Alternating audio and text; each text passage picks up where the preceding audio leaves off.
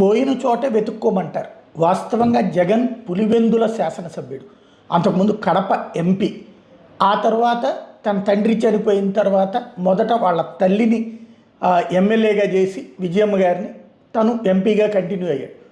ఆ తర్వాత తనే పులివెందుల ఎమ్మెల్యేగా కంటెస్ట్ చేయడం, ఆమెని వైజాగ్కి పంపించడం, అక్కడ సరే ఓటమి అదంతా జరిగింది 2014. అప్పటి నుంచి కంటిన్యూగా తనే ఎమ్మెల్యేగా పోటీ చేస్తున్నాడు, గెలుస్తున్నాడు.